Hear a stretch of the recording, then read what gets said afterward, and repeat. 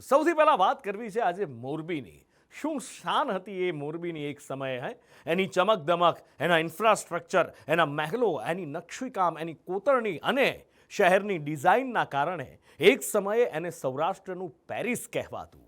પણ આજે એ શહેર એની આસપાસના ગામડાઓની હાલત જોઈને આંખોમાંથી આંસુ રોકાય નહીં એવી હાલત થઈ ગઈ છે। મોરબી શહેરથી માત્ર 20 કિલોમીટર દૂર આવેલા હળવદ તાલુકાના ચારવડા ગામની હાલત તમે જોશો તો આંખો પહોળી થઈ જશે। પાયાની સુવિધા માટે વલખા મારતા આ ગામની દુર્દશા તમને વિચારવા મજબૂર કરી દેશે કે ગામની 10,000ની વસ્તી અહીંયા રહે છે તો રહે છે કેવી રીતે। હળવદના ચરાડવા ગામની દુર્દશા। પાયાની સુવિધા માટે લોકો મારે છે વલખા। પાણી અને ગટર ગામનો પ્રાણ પ્રશ્ન। મોરબીના હળવદ તાલુકાનું ચરાડવા ગામ વસ્તીની દ્રષ્ટિએ નાના ટાઉનથી ઓછું નથી। અંદાજિત 10 થી 15 હજારની વસ્તી છે, પણ હજીએ આ 10-15 હજારની વસ્તી પાયાની સુવિધા માટે વલખા મારી રહી છે। સંદેશ ન્યૂઝ અહીં સ્થિતિ જોવા પહોંચ્યું તો સ્વાગત જ એવી રીતે થયું કે આગળ વધારે કશું કહેવાની જરૂર રહેતી નથી। ચરાડવા એ ગામ છે કે જે ગામની એન્ટ્રી કે જે ગામની શરૂઆત થાય છે એ જ જગ્યા પર કાદવ અને કીચડથી તમારું સ્વાગત થાય છે। આ ગામ તો બહુ જોરદાર દેખાઈ રહ્યું છે બહારથી, કારણ કે આ ઐતિહાસિક વિરાસતને સાચવેલું ગામ છે। આ મોટું એ ગામ છે કે જેની વસ્તી અંદાજે 15 થી 20 હજાર હોઈ શકે છે। ગામની દરેક શેરીમાં તમને પાણીનો ભરાવો અને ગંદકીના ઢગ દેખાશે। પાણીનો ભરાવો અને ગંદકીના ઢગથી લોકો ત્રાહિમામ પોકારી ઉઠ્યા છે। જેઓ અનેક વખત ગટર માટે રજૂઆત કરી ચૂક્યા છે, પણ સમસ્યા ઉકેલાતી નથી। હાથ જોડીને કહી કે ભાઈ અમારે ગટર અમને કરી દો, તમારે બીજું કઈ ચરાવડામાં જોતું નથી। અમે એક પગે ઊભા હી, બરાબર, એક પગે ઊભા હી અમે કે અમને ગટર કરી દો। મેં અહીંયા શું મેં આવડા પાડ્યા ભઈલા આ ગટર હાટું।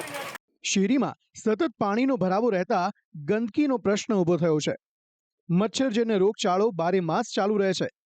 થોડા દિવસો પહેલા જ બીમારીના ભરડામાં 2 નાના ભૂલકાઓ મોતને ભેટ્યા હતા। જોકે 2 બાળકોના મોત બાદ પણ સ્થિતિ બદલાઈ નથી। એમ તો આ રામનગર વિસ્તાર છે। ભગવાન રામના નામથી આ વિસ્તારનું નામ રામનગર પડ્યું હશે। સરયુ નદીને પાર કરવામાં કદાચ ભગવાન રામને તકલીફ ન પડી હોય એવી તકલીફ અહીંના લોકોને રોજ આ પ્રકારના ડેમોથી પડી રહી છે। અહીંથી ઉપદ્રવ થતા મચ્છરો એ લોકોના ઘરમાં ઘૂસે છે, બિલકુલ આતંકવાદીની જેમ। અહીંથી ઉપજતી એ સમસ્યાઓ લોકોને બીમાર પાડે છે અને હોસ્પિટલના ખાટલે મોકલે છે। એ જ રીતે જે લોકો નાના ભૂલકાઓને ખોવે છે, અહીંયા 2 બાળકોના મોત થયા હતા ગયા વર્ષે માત્ર બીમારીના કારણે, ડેન્ગ્યુના કારણે। એટલે કે ઊભું ન રહે એટલી ગંદકી ગામમાં। હા, માણસા માંદા પડે ને નાના જવાનિયા 2 કેવા મરી ગયા અમાર ગામમાં, ડેન્ગ્યુ થઈને મરી ગયા, ગંદકીને લીધે મરી ગયા। પોર 2 છોકરાઓ નાના બાળ હાવ હા પણ ગંધવાડો જેટલો થાય ડેન્ગ્યુ થાય નથી પાણી બીજા કાઢે ભોગવે બીજા નાના છોકરા મૂકીને છેલ્લે રહીને જ ભોગવ પડે જાજે ભોગવ વટ લેવા ટાણે કે અમને કે અમે તમારે ગટર કરી દઈશું તમને તમતાર અમે જીતશું એટલે જીતીને વઈ ગયા કોઈ ગટર ની કોઈ સંભાળ્યું નથી બરોબર એમ જ કે નિકાલ જ નથી એમ જ કે નિકાલ તો કરવો પડે ને સિવાણા કઈ જીયા લગભગ આવી નેતા જેટલા આવે 30 વર્ષથી એક કઈ જીયા પછી એક પણ કામ ચાળોની અંદર કામ કર્યું નથી અને કરતા પણ નથી। એટલે શું માખી મચ્છર બધું વધે એટલે રોગચાળો વકરે એમ તો પછી છોકરા બીમાર પડે તો આપણી સાથે સાથે હેરાન થઈ જાય ને એમ વાતાવરણ એવું વરસાદ પાણીનું એટલે એ પણ ધ્યાન રાખવું પડે ને। ગામની 3 બાજુ ડેમ છે, પણ દીવા તળે અંધારું હોય ચરાડવાના ગ્રામજનો હજી પીવાના પાણી માટે પણ તરફડિયા મારી રહ્યા છે। ગામની મહિલાઓ આજે પણ માથે વેડા મૂકી પાણી ભરવા જાય છે। ઘરે ઘરે પાણીના નળ તો લાગી ગયા, પણ એ નળમાં જળના નામે છળ થઈ રહ્યો છે। એકવાર પાણી આવે પાણીના લોચા પાણી ભરવા જાવ એક નાવા ધોવાનું છોકરા નિસાડે અમાર સાહેબ શું કરું અને અત્યારે વાડીએ જાય કોકની ઉધડું પર વાડી વાવી 10 વાગે વાડીએ જાય તમારે શું લેવાનું પેલા પાણી નાવાનું ભરવા જાય અને હું તો ખાટલામાંથી અત્યારે માટલી લઈને જાઉં હરવે 2 દિવસથી હાલી એવી થઈ હું એટલે માટલી લઈને પાણી ભરવા જાઉં હું 20 દિવસથી આ પાણી ન થયું તો અમારે શું કરવાનું અને હવે અમે આ કમ્પ્લેન કરી સરકારને નહીં સાંભળે ને તો અમે વિસાવદરવારી કરશું અને રેલી ઉપર બધી બાઈ ઉતરશું। ગ્રામ પંચાયતનું પાણી 15-20 દિવસે આવતું હોવાનું સ્થાનિક મહિલાઓ કહી રહી છે। મહિલાઓનો આરોપ છે કે જ્યારે ફરિયાદ કરો ત્યારે કહે છે કે મોટર બળી ગઈ, લાઈન તૂટી ગઈ। તો એમ કે લાગે છે અમાર મોટર ભરી જાય અમાર શેરીમાં પાણી બંધ થાય ત્યારે જ મોટર ભરી જાય છે ગમે તે કહેવા જાય કે મોટર બંધ જાય લાઈન તૂટી જાય છે તો અમાર શેરીમાં પાણીનો વારો આવે ત્યારે જ લાઈન તૂટી જાય છે એટલે વારાફરતી પાણી આપે છે એમાં લોકો બીજે પ્લોટમાં તો આવતું હોય કે ન આવતું હોય એ નથી ખબર પણ અમાર શેરીમાં 20 દિવસથી આ પાણી ન થાય પાણીના પ્રશ્ને ગામના સરપંચ લક્ષ્મીબેન સાથે મુલાકાત કરવામાં આવી તો તેમના ઘરેથી એવા જવાબ મળ્યા કે લોકો માથું પકડી લે. સરપંચના ઘરેથી પહેલા જવાબ મળ્યો કે લોકો પાણીની બૂમો પાડે છે તો શેરીઓમાં પાણી નીકળે છે ક્યાંથી? પણ તમે જ કહો છો કે અમારા ઘરે નહીં આવતું પાણી.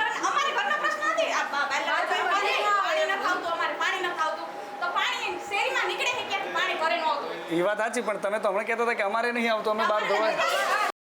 પાણી નથી આવતું એ વાત સરપંચ પણ સ્વીકારી રહ્યા છે, જેમને ત્યાં સુધી કીધું કે ક્યારેક ક્યારેક અમારે પણ પાણી નથી આવતું, અમારે પણ તળાવ જવું પડે છે. ગામના 2 બોર છે પણ વસ્તી વધારે હોવાથી પહોંચી નથી વળાતું.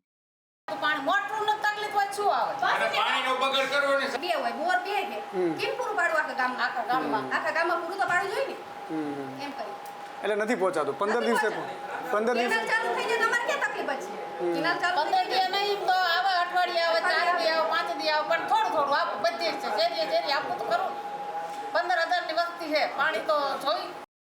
ખેર, ગામની મહિલાઓ જરૂરિયાત મુજબ આસપાસની વાડીએથી પીવાનું પાણી ભરી લાવે છે, પણ વાપરવાના પાણીનું શું? એટલે ન છૂટકે મહિલાઓ નહાવા, કપડાં ધોવા ગામના તળાવના ગંદા પાણીનો ઉપયોગ કરે છે, જેના ગંદા પાણીથી ચામડીના રોગો થવાની ભીતિ ઊભી થઈ છે. સવારમાં તો એ ગટરના પાણીથી તમે ગટરના પાણીથી તળાવમાં તમે કપડાં ધોવો તો એ ચામડીનો રોગ ન થાય તમને?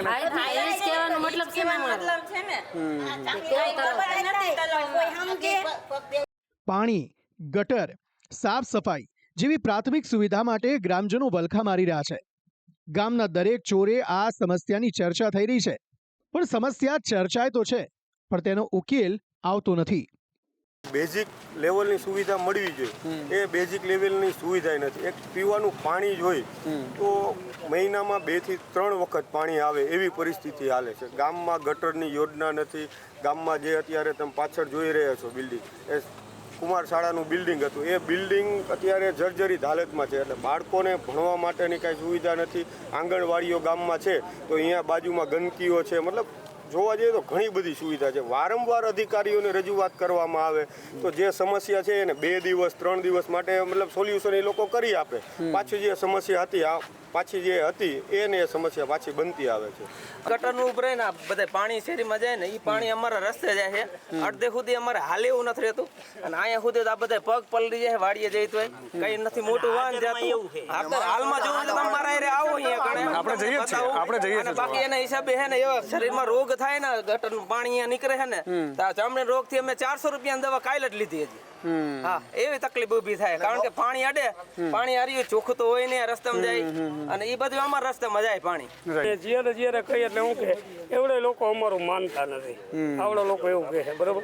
અને બીજા નંબરમાં અહીંથી જે ગઢની કોરથી માંડી ઠેઠ સુધી 5 ચડાવીને ઉનાળામાં જવાનું, બાકી તો ગારો જ હોય કાયમી માટે. ઓકે, બરોબર. અને કોઈ જાતનું કઈ ઓલું થતું નથી. આ 21મી સદીમાં હજી પાણી અને ગટર માટે વલખા મારતું આ ગામ તમને એ વિચારમાં મજબૂર કરી દેશે કે ગામની 10 થી 15 હજારની વસ્તી અહીં કેવી રીતે રહે છે.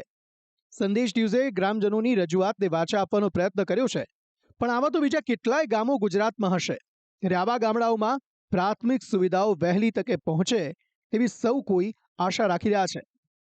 બ્યુરો રિપોર્ટ, સંદેશ ન્યૂઝ.